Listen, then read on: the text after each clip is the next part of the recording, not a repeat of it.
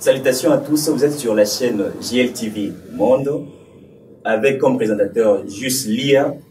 Autour de notre mission d'aujourd'hui, nous allons parler de la prise en charge de blessés médulaires en médecine physique et réadaptation. Mais avant de pouvoir commencer, je vous demanderai de pouvoir vous abonner massivement sur notre chaîne YouTube et également n'oubliez pas de pouvoir activer votre cloche des notifications. Et sur ce, avant de pouvoir commencer, j'aimerais qu'on puisse suivre notre spot d'aujourd'hui et tout après, nous allons maintenant poursuivre notre mission. Bonjour. Nalingi bino mingi, bonjour na bino nyonso tout, ça dépend à heure. Oyo bolandi ngai na bandaku, boningaka magali mundi mumbele, alors nae koyebisa bino, bo s'abonner massivement na JLTV. JLTV, monte yoka bien.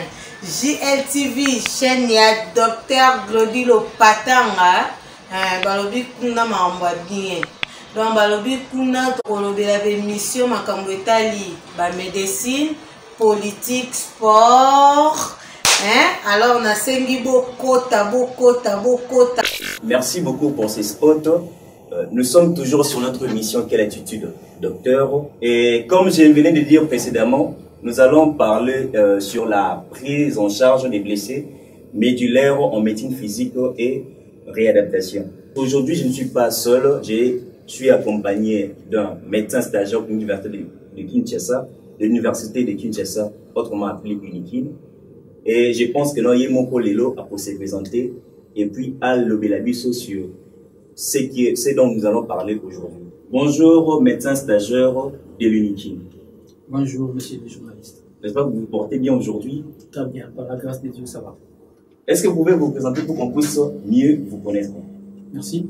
Je réponds au nom de Jeff Nsampu. Je suis médecin stagiaire aux cliniques universitaires de Kinshasa, en médecine physique et de réadaptation. Comment est-ce que la troisième vague de Covid-19 s'annonce en plus de partie du Congo, précisément à Kinshasa? Bon, ce que moi je peux dire, c'est que cette vague de coronavirus, c'est très compliqué, tu vois, ça ravage tellement le monde. Et chez nous en RDC, c'est vraiment catastrophique, mais Dieu merci, parce que nous sommes protégés en fait. Nous sommes protégés avec des gestes barrières et tout. Ça nous permet de résister. Donc, c'est ce qui peut nous aider en fait. Et c'est que moi je peux demander à toute personne qui nous suit à ces moments, c'est que il faut te protéger, il faut porter le masque, il faut prendre l'attitude qui nous permet de nous protéger en fait contre la pandémie du Covid-19. D'accord, mais tout au cours de ces sujets, pensez-vous qu'il est plus nécessaire à ce qui concerne la vaccination? Bon, à ce qui concerne la vaccination, pour moi, je pense que c'est nécessaire en fait. C'est nécessaire, il faut se faire vacciner. Et c'est plus bien de se vacciner encore chez les personnes âgées. Parce que déjà, nous le savons tous que leur immunité est déjà en défaillance. Donc, raison pour laquelle ces gens-là doivent se faire vacciner le plus vite possible que les autres pour être en bonne santé en fait. C'est que je peux intervenir par rapport à notre vaccin. Merci beaucoup pour ces petits briefings sur Covid-19. Mais là n'est pas vraiment le sujet. Mais sinon, vous allez nous parler sur la prise en charge des traumatismes médulaires en médecine physique et réadaptation. D'après vous d'abord, qu'est-ce que vous comprenez d'abord par ça? C'est quoi un blessé médulaire? C'est quoi un traumatisme médulaire? Merci beaucoup. Un blessé médulaire, c'est une personne qui est touchée par un traumatisme de l'extérieur en fait, ou encore par des infections. Des infections qui attaquent la moelle épinière. Donc, la moelle épinière qui est juste un allongement de l'encéphale, qui est protégé aussi très bien par les 33 vertèbres de notre structure osseuse qui est le squelette en fait. Mais en soi, la moelle épinière, c'est quoi? Par des thèmes plus simples, parce que vous dites moelle épinière. Peut-être que d'autres personnes pourraient penser que la moelle épinière, peut-être que les gens reposent à la moelle liquide, on est en fait, d'après vous, moelle épinière, c'est quoi? Bon, la moelle épinière, c'est une structure, en fait. C'est une structure, oyo, ezali, osala ke mutu nyonso oyo azali kotambola, mutu nyonso oyo azali ko vivre, en fait, à se mouvoir. Parce que na kati na yango, tozali komona ke ezali na ba influx, lokola courant. Basinga eza na kati oyo ezali ko permettre mutu pona kozala na réflexe ya malamu, tonicité ya muscle na ye et ça là, donc nzoto ya mutu nyonso ezali ko fonctionner par rapport à la structure wana oyo ezali moelle épinière. C'est ce que je peux dire. Ok, merci. Si je comprends bien, c'est une structure qui va pouvoir mouvoir, faire tout ce qu'on fait comme mouvement. Membre super, même ceux qui n'ont pas donc ils ont grâce à moi les épinières. Les tonneaux au canison d'accord, ils ont qui bongo, donc ils ont bongo, ils ont des moelles épinières. Donc ils ont bongo, donc allongement, en fait il y a bongo, donc c'est un peu ça. Donc c'est juste l'allongement de l'encéphale en fait. D'accord.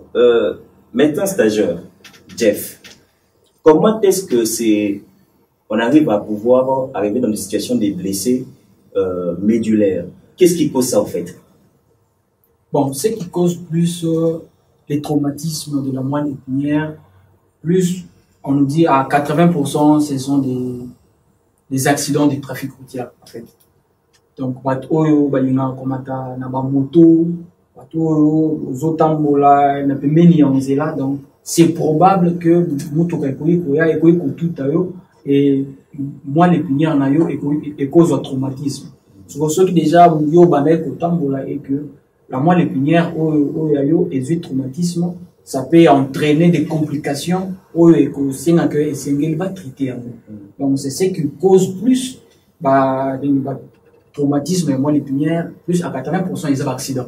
Et les restes ils ont infection chirurgie on a pas et ça peut aussi aller atteindre la moelle épinière.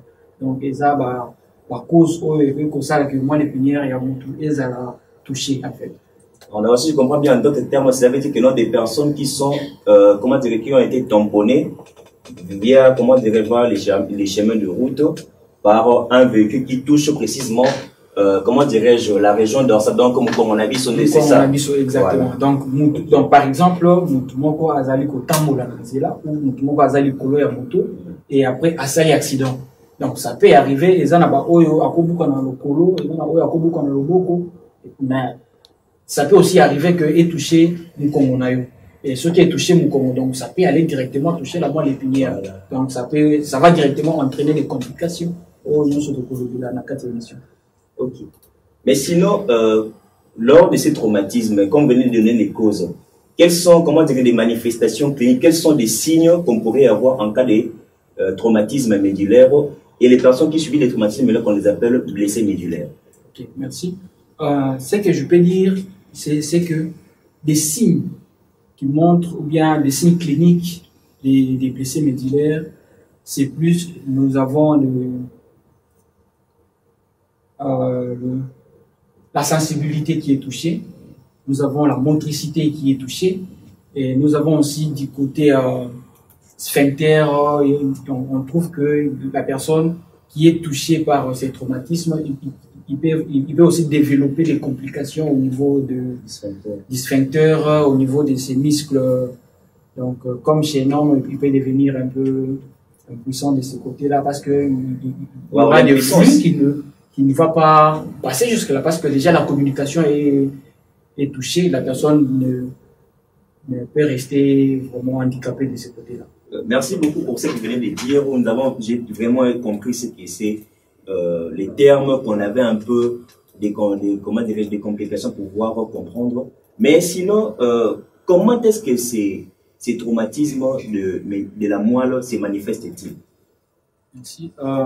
Ces traumatismes-là de la moelle épinière se manifestent par des signes cliniques que je vais énumérer là maintenant.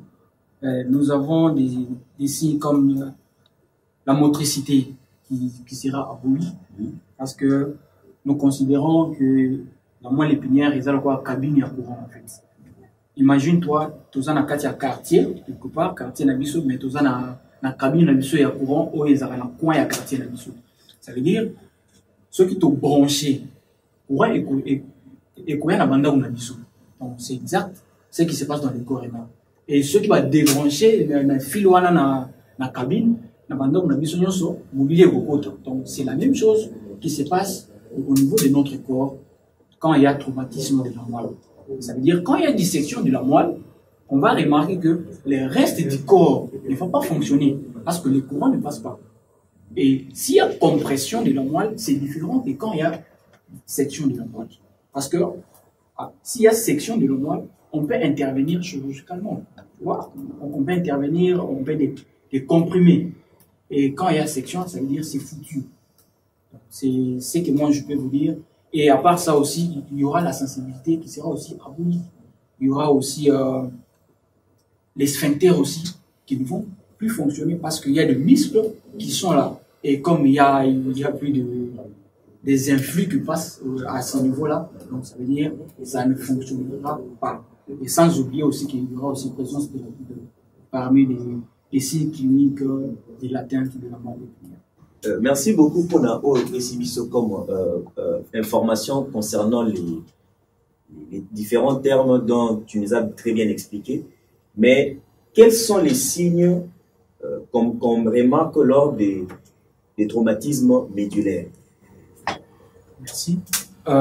Les signes cliniques que la personne peut présenter en cas d'atteinte de la moelle épinière, nous avons les troubles de la motricité, nous avons les troubles de la sensibilité et nous avons les troubles sphinctériens qui peuvent surgir en cas d'atteinte et voire même la douleur. Je vous explique. Par exemple, nous avons un quartier. Quartier na biso, nous avons un bandako. Ce qu'on a bandako, nous avons un courant, mais nous avons un départ moko ya courant. Na kati ya cabine. Ce qu'on a cabine, nous avons un disjoncteur moko oyo et permet à régler le courant et comme pas na biso. Ce qui disjoncteur na biso oyo et pèse na biso courant. Ce qui automatique courant et na kati ya bandako na biso. Ce qui est kiti courant et cause à la tête, on a un quartier et ça peut arriver, disjoncteur na biso ils ont à mais on remarque que ils ont un ndaku moko parmi les 5 ndaku câble na bango ya courant et katani. Ça veut dire que na 4 ndaku o etikali courant est causal mais na ndaku o câble na bango et katani courant est comme na moté. Donc c'est la même chose na moelle épinière na ba partie na nyonso. Ce qui lésion ils ont un niveau cervical. Ça veut dire les restes du corps, membres supérieurs, tout comme membres inférieurs, et que fonctionner pour courant par 4 le niveau cervical. Et ce qui lésion, ils ont un niveau lombaire, ça veut dire courant est côté à la côté membre supérieur, mais côté à membre inférieur, et que fonctionner. Mais c'est la illustration de biso. Et pour la même motricité, au moins il balingaka na bango kobunda bato basalaka makambo le roi ba jeu ya kobunda et tout ce qui section ils allaient déjà na niveau ya partie cervicale a kobunda lisusu te parce que courant écolika lisusu te makasi wana ya komouvoir maboko na ye ekozala te.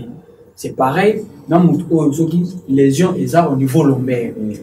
Par exemple mutu abeta kabali ceux qui ont une section au niveau de mer, à combien de sauté. Parce que le courant est collé sur notre membre, donc à cause de la possibilité de la sous balinalité en fait. Donc à côté de la beaucoup ça veut dire que ça pour que avant de utiliser ma beaucoup que ma colonaïe. Donc c'est en cas il y a section de la moelle de l'épinière. Et aussi il y aura toujours présence de la douleur en fait. Il y aura toujours présence de la douleur parce qu'il y a compression et tout. Donc, c'est évident qu'il y ait la douleur parmi les signes cliniques de l'atteinte de la moelle. Si je comprends bien, vous avez bien dit que non, en cas d'atteinte de la moelle, nous avons des troubles de la motricité. Vous n'avez pas expliqué sur la sensibilité et puis les troubles sphinctériens. Oui. D'après vous, qu'est-ce que vous pouvez dire par rapport à ça?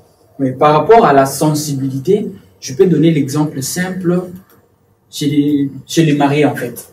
Chez les mariés, tu vois, quand les deux personnes, les mariés, aux ana mwasi na yo, to aux ana mobali na yo, et ezala kanaka na ba moment moko oyo, ko toucher mon nani, chéri na yo, ko toucher, mais soki aux ana lésion na moelle épinière, sensibilité cause à la sauté ba ko toucher yo on te toucher au koyo kana yo et loko mo côté donc il y a un monde au moins de notre sensibilité à nous autres et cause à la tête parce que na niveau wana lésion ezali donc mon to va ko sentir il sous-souté attention ba sinyo au koyo kana yo et loko et par rapport il y a trouble sphinctérien au moins naka ndenge to salaka mutu oyo afandi ozana posa ko kende na toilette pour na ko pisser au pisser pour na nini c'est parce que nani courant et les qui dans katia et le on nzoto na yo et les qui par rapport à moi l'épinière et que ko pesa information na cerveau mais tala so singa o ezali ko lekisa courant ezali ko katana ça veut dire courant et ko leka lisusu te au komona que yo moko vesi na yo e kotonda ya moko et après masuba et kobima ya moko okoyeba kutu te okosuma pe okoyoka te ndenge ba sel na yo ezali kobima ya moko pourquoi parce que moi na yo ezali ya kokatana basinga oyo ezo permettre que oyo kanenge masuba yaka oyo kanenge nye bimaka et kosale maté pourquoi parce que nani atteinte eza na niveau ya moi les prières. OK, merci beaucoup pour vraiment ces brillantes explications. Et mais sinon comment on sait bien qu'en médecine le médecin ne fonctionne pas toujours seul. Il marche toujours avec des appareils qui lui permettent de pouvoir diagnostiquer certaines pathologies. Et quels sont, les moyens paracliniques que nous pourrons connaître en ce qui concerne les traumatismes de la moelle? Bon, par rapport au traumatisme de la moelle, comme vous venez de le dire, nous avons des tests, en fait. Nous avons des tests, nous avons des bilans qu'on peut réaliser face à une personne qui a subi l'atteinte de la moelle épinière. Tu vois un peu, selon la médecine, quand tu es en face de la personne qui a atteint peut-être, qui a des traumatismes de la moelle épinière, c'est ce que je peux dire, nous avons l'échelle qui nous permet de quantifier ou encore de voir les niveaux lésionnels. Ouais, donc niveau oyo moelle na yo ikateneli et na niveau oyo ba partie ni utikali na yango pour que traitement oyo to couper ça to continuer en place wana parce que ata na kati ya traitement tant to ko bila yango okumona que ba tunyo to ko traiter ba ndenge mon côté donc tout ça na ba bilan lokola na paraclinique na biso to utiliser mingi score nani ya Asia eza score oyo e ko permettre biso to yeba soki mutu oyo azali na kati ya likambo oyo ya traumatisme ya moelle épinière aza na niveau nini ba capacité nini atikali na yango oyo biso oyo ko permettre que biso to continuer na mona kati ya traitement tu vois un peu donc c'est comme par exemple je peux dire eza na batu oyo kaka na kawa na ligne moko ya batu oyo bazana atteindre na problème ya moelle épinière oyo ezana ba oyo bakozala déjà motricité et ezalité mais sensibilité na ye ezali conservé ezana ba oyo pe na sensibilité na motricité ezali na moté tu vois un peu donc ezande na score wana Asia ne mutu e permetaka biso pona kosala yango à part ça ezape na ba bilan moko oyo to salaka oyo e permetaka biso que to meka un peu ko enrichir diagnostic na biso po to yebelo ni to sala ba échographie ba imagerie ça na kati oyo to réaliser pour que tout le monde a niveau et à lésion ezali na bisika nini pe na ndenge nani Asia akola kisebiso na ndenge na imagerie akola kisebiso c'est par là oyo to ko sala que to meka un peu ko tia traitement ya malamu na mutu oyo akozala liboso na biso.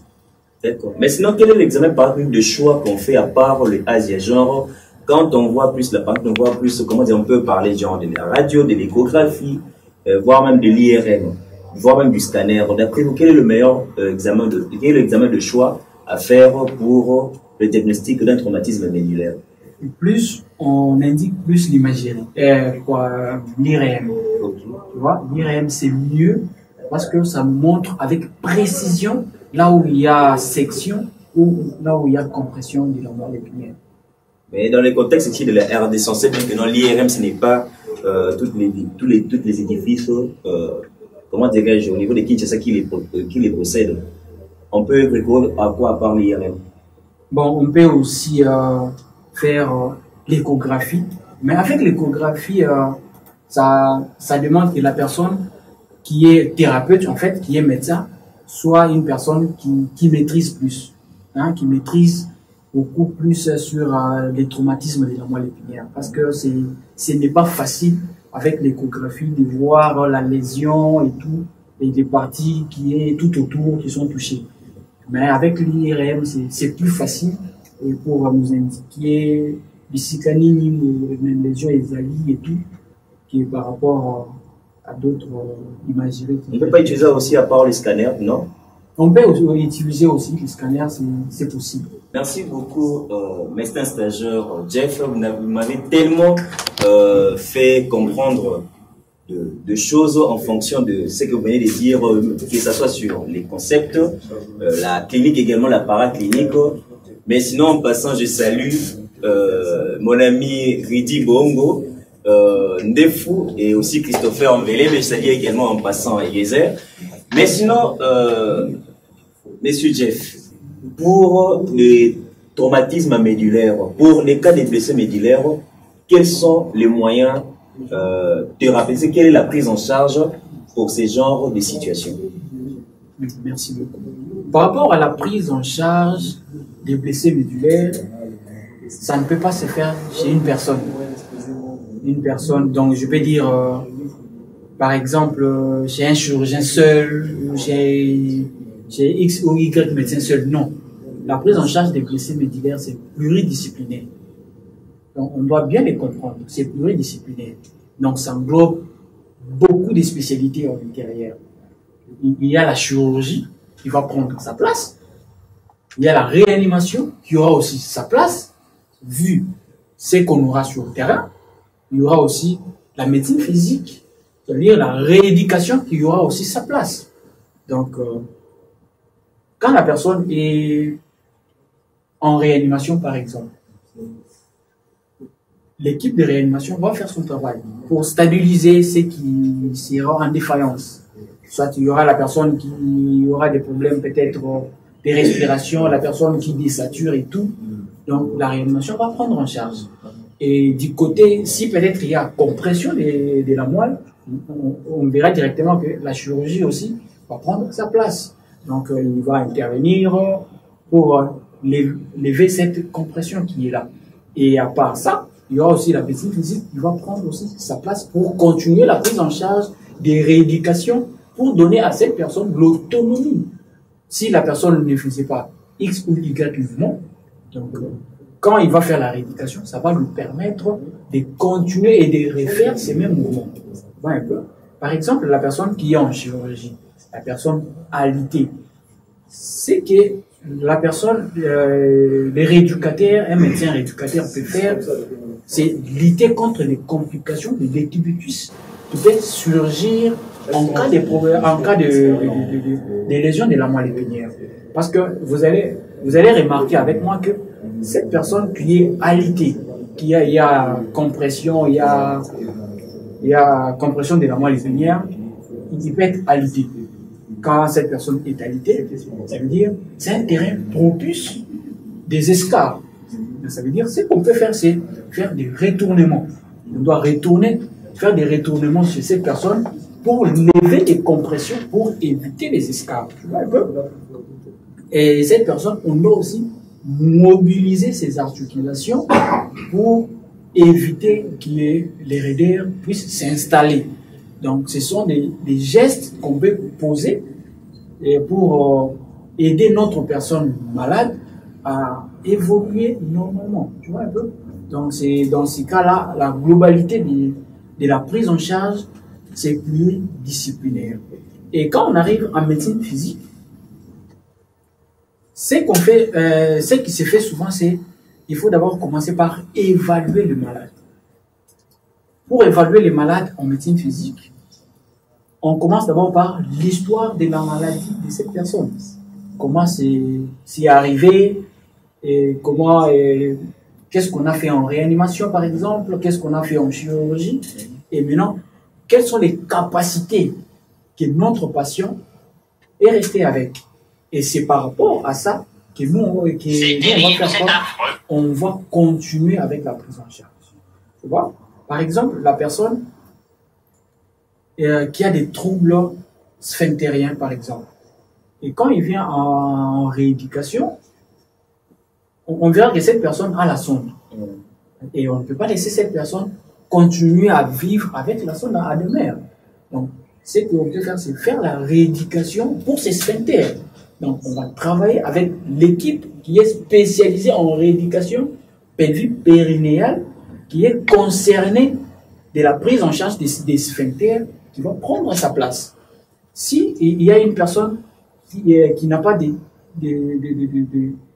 tonus dans ses muscles, il y a aussi une équipe qui va prendre en charge cette personne pour renforcer ses muscles. Parce qu'on a vu qu'il y aura des troubles de motricité. Ça veut dire qu'il y aura des muscles qui vont perdre des volumes, parce que ça ne fonctionne pas, ça va perdre des volumes. Et il y aura cette équipe qui va prendre en charge. Donc ça dépend. Et donc la personne qui est blessée médullaire, il a tellement beaucoup de complications.